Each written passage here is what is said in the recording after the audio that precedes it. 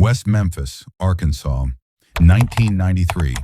A small town where life moved slowly, where mornings began with church bells and nights ended in silence. A place where everyone knew each other. But on May 5th, that silence was shattered forever. Three little boys, just 8 years old, Stevie Branch, Michael Moore, and Christopher Byers. They were inseparable, best friends, together at school, together at play. That spring evening, they set out on their bikes like they always did, but that night they never came home. When dinner time came and the boys were still missing, panic spread. Parents called out their names in the streets. Neighbors grabbed flashlights and searched through the night. Hours passed, but the children were nowhere to be found. The next day, searchers combed through a patch of woods called Robin Hood Hills, a place kids often played. There, floating in a muddy ditch, was a single shoe. And then the horror revealed itself.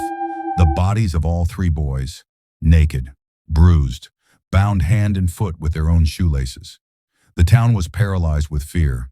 This wasn't just murder. It was monstrous, brutal, incomprehensible, and police were under immediate pressure to deliver justice. But there was no weapon, no witnesses, no clear trail to follow. So when answers didn't appear, they filled the void with a story of satanic rituals. This was the early 90s, the height of America's Satanic Panic. People believed cults were sacrificing children, and the fear was so strong it seemed to fit perfectly. Soon, police had their villain, Damien Echols, just 18, pale, dark hair, black clothes, Metallica t-shirts. He wrote dark poetry, read strange books, and talked about witchcraft. In a deeply religious town, he stood out like a warning sign, and fear turned him into a monster in their eyes. But Damien wasn't alone. His best friend Jason Baldwin, 16, quiet, poor, but artistic. And then there was Jessie Misskelley, 17, with a low IQ, a simple boy who just wanted friends. Together, they became the perfect suspects. On June 3, 1993, police brought Jessie in. He was interrogated for more than 12 hours. No lawyer, no parents, just a frightened teenager and detectives who knew how to push. His answers kept changing. He got the time of the crime wrong, the weapons wrong, but every time he slipped, they corrected him. They guided him, until finally, exhausted and confused, Jessie confessed. He named Damien and Jason as well. That confession was all police needed. The three were arrested. To the media, they weren't teenagers anymore. They were satanic killers. And the town finally felt safe again. The trials, though, were not trials of evidence. They were trials of fear.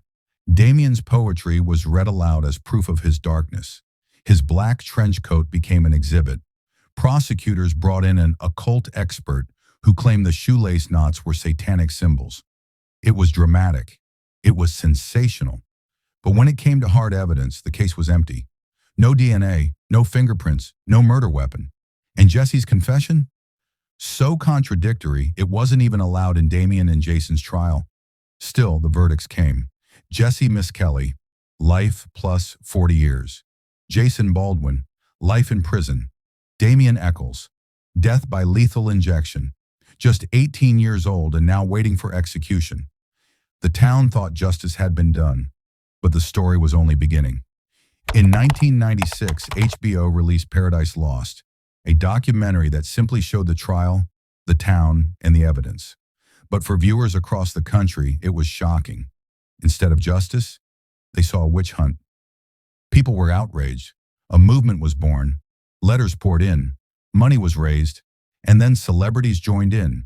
Eddie Vedder, Johnny Depp, Natalie Maines. Their voices made the case national news. Years passed. Then in 2007, everything changed. Lawyers pushed for new DNA testing, and the results destroyed the state's case. Not a single hair, drop of blood, or trace of DNA matched Damien, Jason, or Jessie. Nothing tied them to the murders. But the test did find something. A hair in the bindings matched Terry Hobbs, the stepfather of victim Stevie Branch. Another matched his friend, David Jacoby. The spotlight shifted. The case cracked wide open. Arkansas now faced a crisis. But instead of admitting they were wrong, the state offered a strange deal, an Alford Plea. The three could plead guilty, but still claim innocence. The state would keep its convictions. The men would walk free. After 18 years, 6 months, and 3 weeks behind bars, the decision was agonizing. Jason resisted. He didn't want to say he was guilty of something he didn't do.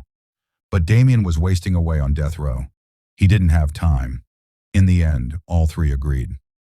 On August 19, 2011, Damien Echols, Jason Baldwin, and Jessie Misskelley walked out of prison as free men. Cameras flashed. Supporters cried. After nearly 2 decades, they were finally free. But it was bittersweet, because on paper, in the eyes of the law, they are still convicted murderers.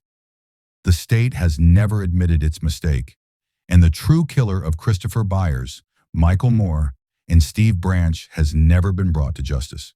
Today, the shadows over West Memphis remain.